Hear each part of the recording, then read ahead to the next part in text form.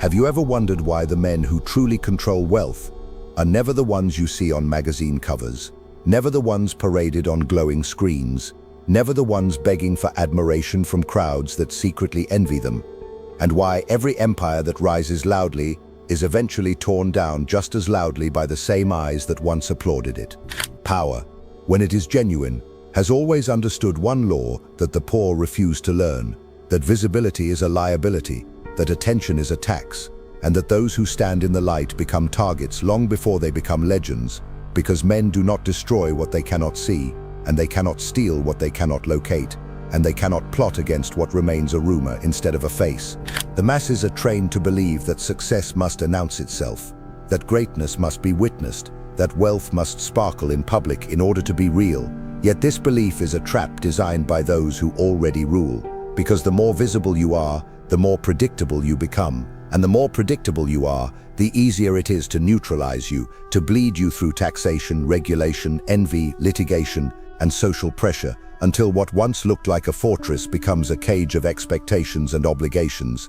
and you will find yourself working not for your own expansion, but for the comfort of those who watch you. Men do not hate power. They hate the sight of someone else holding it. And this is why every celebrated tycoon eventually becomes a villain in the public imagination, because the crowd forgives poverty, but never forgives dominance. And once you are seen as having more than your share, the knives begin to sharpen in the minds of bureaucrats, journalists, and even your own neighbors, who smile while secretly resenting your position. And resentment is always the seed of destruction, because those who feel smaller will always seek to pull down those who stand taller. A wise ruler therefore learns to wear masks, to let others take the stage while he holds the strings, to let loud men fight for attention while he moves quietly behind the curtain, where real decisions are made, because applause is not power and recognition is not security. And every man who trades privacy for praise will eventually discover that he has sold his freedom for a fleeting feeling of importance, while the invisible man accumulates leverage, information, and assets beyond the reach of the mob's gaze. This is why history is written about kings and generals, but controlled by bankers, advisors, and silent families, whose names never become common speech, because the throne attracts arrows, but the treasury remains untouched when it is hidden in shadows. And the one who understands this does not rush to display his victories. He lets others believe they are winning, while he counts what they cannot see, because appearances are for fools, and outcomes are for those who know how to wait. If you wish to become rich, you must therefore abandon the childish desire to be admired, because admiration is expensive. It demands explanation, justification, and eventually submission to the expectations of others, while invisibility allows you to maneuver without resistance, to acquire without being noticed, to make enemies before they even realize you exist. And this is the true advantage of the fox, who slips past traps not by strength but by never stepping where the hunters are watching. People judge more by what they see than by what is. And so the art of becoming invisible is not about hiding in poverty, but about hiding in plain sight, about letting others underestimate you while you quietly build structures of wealth and influence that do not rely on their approval, because the moment they begin to praise you is the moment they begin to claim you. And the moment they claim you is the moment you are no longer free to act according to necessity, but only according to their fragile sense of fairness, which has never created anything except mediocrity and resentment. And once you are no longer free to act according to necessity, you become a servant of appearances, forced to maintain an image that no longer serves your interests, because the crowd does not love you for what you do, but for what you symbolize to their own hopes and frustrations. And the moment you deviate from that illusion, they will turn on you with a fury that feels moral, but is nothing more than wounded expectation, which is why the invisible man is always safer than the celebrated one, for he has no image to defend and no lie to maintain. Every system of power, whether political or financial, is built on surveillance and compliance. And the more visible you become, the more completely you are absorbed into those systems, tagged, categorized, regulated, taxed, and psychologically pressured into behaving in ways that make you predictable and therefore controllable, while the man who remains obscure slips through the cracks of bureaucracy, operating in the spaces where rules are weak and enforcement is blind, which is where true wealth is accumulated long before it is ever displayed. Understand this clearly. People do not rise by being virtuous. They rise by being useful, and they fall by being seen as a threat. So if you insist on broadcasting your success, you announce yourself as both a source of envy and a potential rival to those who already dominate the landscape. And rivals are never tolerated for long, because power is not shared by those who possess it. It is defended, protected, and hoarded with the same instinct that guards territory in every predatory species. This is why the men who survive at the top are those who master perception, who allow others to believe they are smaller, weaker, or less important than they truly are. Because underestimated power is the most dangerous kind, and it is far easier to strike from the shadows than from a brightly lit stage where every move is watched, criticized, and anticipated by enemies who pretend to be admirers until the moment they find an opening. You must therefore learn to separate your true operations from your public identity, to let the world interact with a harmless mask while your real self negotiates, acquires, and consolidates in silence, because the mask absorbs the hatred, the scrutiny, and the distractions, while the hidden core remains focused on what matters, which is not being liked but being positioned, not being celebrated but being secured. The crowd believes that transparency is virtuous, yet transparency is nothing more than vulnerability dressed up as morality, because when everyone knows your moves, your assets, and your intentions, you have already surrendered the strategic advantage that allows you to act without interference. And interference is the true enemy of wealth,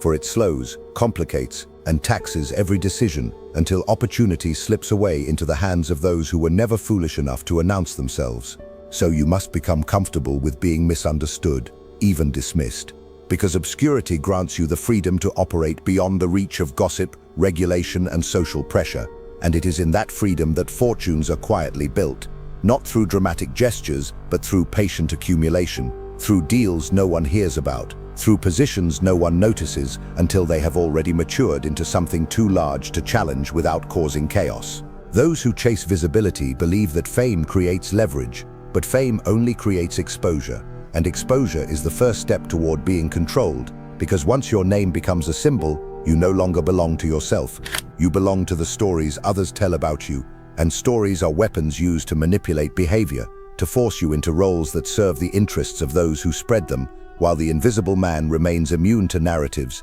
free to shift, adapt, and strike as necessity demands. Because necessity, not morality, is what governs every serious arena of wealth, and those who allow themselves to be bound by public expectations will always be outmaneuvered by those who recognize that rules are only rigid for those who are seen, while the unseen move fluidly between them, bending and exploiting every gap that visibility cannot protect, which is why the most dangerous actors in any system are never the ones giving speeches, but the ones listening quietly and calculating. When you are invisible, you are not burdened by the need to explain yourself, and explanation is a form of weakness, because it invites debate, and debate invites delay, and delay kills opportunity. So the man who does not owe anyone an explanation can move with speed and decisiveness, acquiring assets, relationships, and positions long before the rest of the world even realizes that a shift has occurred. And by the time they notice, it is already too late to stop him without destroying themselves. People are conditioned to believe that wealth comes from effort that is publicly displayed,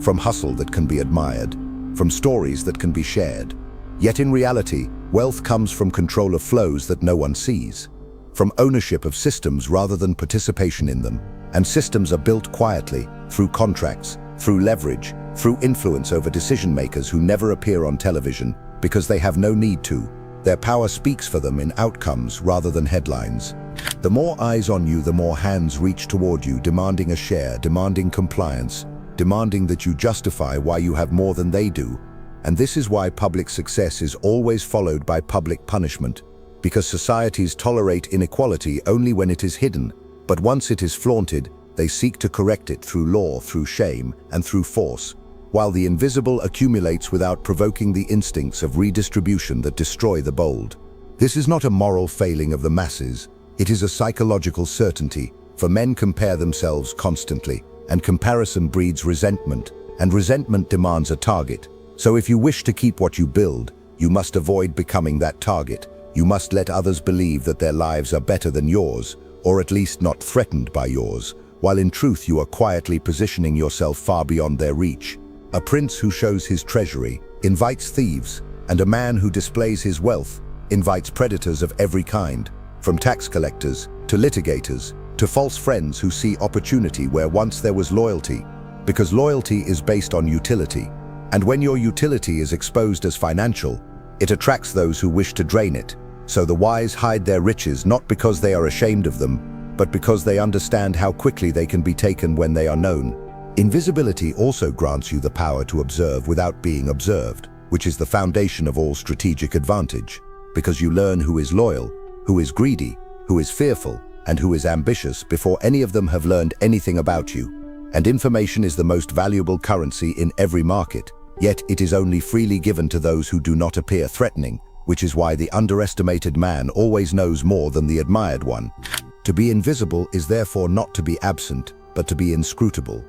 To exist without revealing your intentions, to move without announcing your destination, and to accumulate without displaying your progress, because the world is not kind to those who stand out. It is only patient with those it does not notice, and patience is all a strategist needs to turn small advantages into overwhelming dominance. And dominance is never seized in a single dramatic moment, but assembled quietly through 1,000 small moves that no one bothers to track, because attention is always focused on spectacle, on crisis, on the loud collisions of egos and institutions,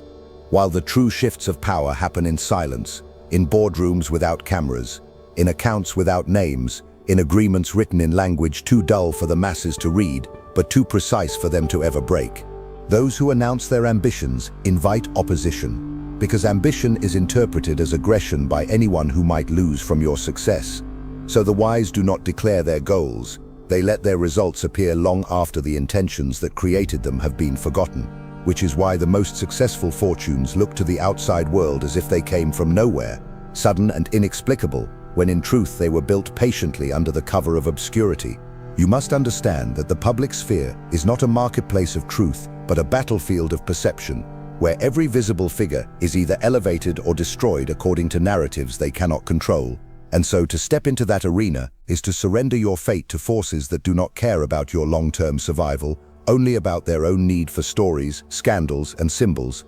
while the invisible man remains untouched by these cycles, free to grow while others are distracted. Wealth requires stability, and stability is impossible when your identity is constantly being negotiated by strangers, because reputation becomes a weapon that can be used against you, twisted by rivals and regulators alike to justify any action they wish to take. And once your name is stained, every door closes at once, regardless of the reality behind the accusations, which is why those who truly value their fortunes keep their names out of the mouths of the public. Consider how easily a celebrated figure can be dismantled, how a single accusation, a single policy change, or a single wave of outrage can erase decades of achievement, while the invisible remain insulated because they do not rely on approval, they rely on structure, on diversified holdings, on alliances that are bound by mutual benefit rather than public loyalty, which makes them far more resilient than any hero of the headlines. The crowd does not protect those who serve it,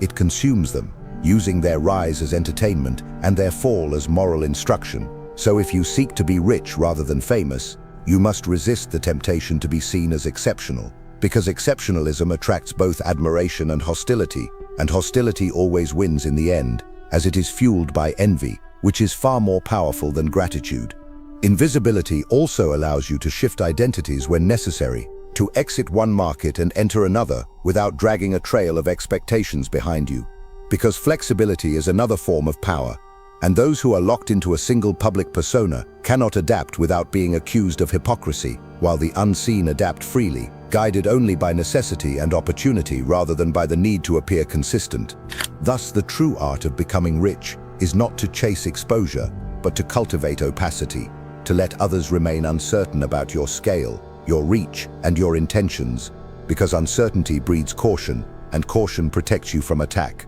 while clarity invites challenge, and challenge always extracts a price, whether in money, energy, or freedom, that no wise man would willingly pay. And every price that is extracted from you because you are known is a price that could have been invested into expanding your position if you had remained unseen. Because the greatest drain on wealth is not failure but interference, the constant friction of being managed, judged, and constrained by forces that have no interest in your success, only in controlling it for their own advantage. When regulators know your name, they study your books. When journalists know your face, they study your past. When the public knows your wealth, they study your morality. And none of these examinations are neutral. They are all weapons designed to create leverage over you, to force you into compliance, to extract concessions, to slow you down until those who operate quietly can overtake you without resistance. The invisible man, by contrast, is a ghost in these systems, too small to bother, too obscure to target, too ambiguous to regulate with precision, and this ambiguity is his shield, because systems of control require clear subjects, clear boundaries, and clear narratives, all of which disappear when you do not present a single, easily definable identity for them to attack. This is why so many fortunes are held through layers of companies, trusts, and intermediaries, not out of paranoia, but out of strategy, because complexity creates distance, and distance creates safety, while simplicity invites scrutiny, and scrutiny invites extraction, whether through taxes, lawsuits, or political pressure that forces you to fund agendas that do not serve your own. People who flaunt their wealth believe it makes them powerful, yet it makes them dependent on the protection of the very systems that exist to limit power, because once you are visible, you must play by the rules of those who see you, and those rules are written to favor the already entrenched, not the ambitious. So every dollar you display becomes a hook that pulls you deeper into their net. A wise prince, therefore, accumulates quietly, using others to take the risk, to bear the blame, and to attract the attention, while he remains insulated behind structures that allow him to profit without being present, because presence creates liability, and liability is what allows your enemies to hurt you without ever confronting you directly. Even your allies become more dangerous when they know too much about you, because knowledge creates leverage, and leverage is always eventually used, whether through betrayal or through demands for a greater share. So the invisible man shares only what is necessary, never revealing the full extent of his resources or intentions, because mystery keeps others cautious, and cautious people are easy to manage. To become rich is therefore not to accumulate things, but to accumulate options, to build a position from which you can move, invest, or withdraw without being trapped by reputation, contracts, or public narratives. And invisibility multiplies your options by reducing the number of forces that can bind you, which is why it is the first discipline of anyone who seeks lasting power. Those who do not understand this chase validation. They chase applause, they chase the illusion that being known is the same as being secure, and in doing so they place themselves at the mercy of moods, markets, and mobs, while the invisible quietly convert every unnoticed advantage into a permanent increase in their leverage over the world that ignores them. And leverage, once established, compounds faster than any public success ever could, because it grows in places where competition is thin and oversight is weak, allowing the invisible to acquire at prices the visible can never access, since everyone who is watched must pay a premium for the privilege of being seen, whether through taxes, inflated valuations, or the constant cost of defending their image. There is a reason the greatest transfers of wealth happen during moments of chaos, when attention is fixed on fear and spectacle, while those who prepared in silence step forward to buy, to claim, to consolidate, because they are not paralyzed by the need to explain themselves. And this freedom to act without justification is what separates predators from prey in every financial collapse. The visible panic, the invisible position themselves, and this is not cruelty but reality, for markets do not reward virtue, they reward readiness, and readiness is built when no one is watching, when you are accumulating cash, credit, and connections, while others are busy signaling their success, unaware that the very signals they broadcast are being used by quieter minds to anticipate their weakness. If you want to be rich, you must therefore train yourself to value discretion over display, because every display creates a trail, and every trail can be followed, taxed, sued, or sabotaged, while discretion leaves nothing but rumors, and rumors cannot be regulated, only guessed at, which gives you the advantage of operating beyond the reach of rules that bind those who seek recognition.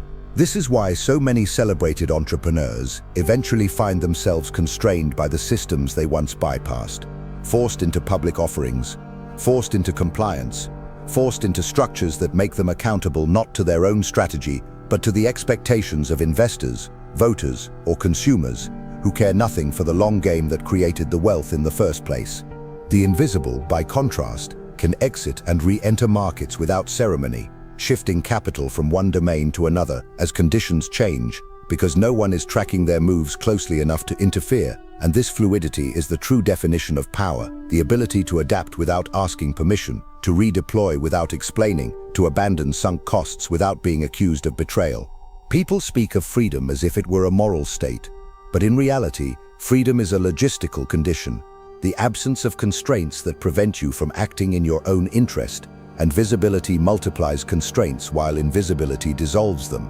Which is why those who truly value their independence learn to operate below the threshold of notice, where rules are applied with less enthusiasm. So long as you remain a name, you are governed by the rules that apply to names. But when you become a network, a structure, a pattern of ownership that no one can easily map, you move beyond personal control into a realm where you can negotiate from strength, because those who cannot fully see you cannot fully dominate you. In this way, invisibility is not weakness but the highest form of security, a cloak that allows you to move through systems designed to exploit the visible. And it is under this cloak that the most durable fortunes in history have been built, not through bold declarations but through quiet accumulation that no one thought worth stopping until it was already unstoppable. If you have made it this far, it is because a part of you already knows this truth. Visibility attracts envy, competition, and interference. The people who build real wealth do it quietly, away from eyes that want to copy, sabotage, or drain what they are creating. Now tell me in the comments if you are ready to stop announcing your moves and start building in silence. If this message touched you and made sense, write in the comments, "I build unseen." Let us see how many here are truly ready to grow without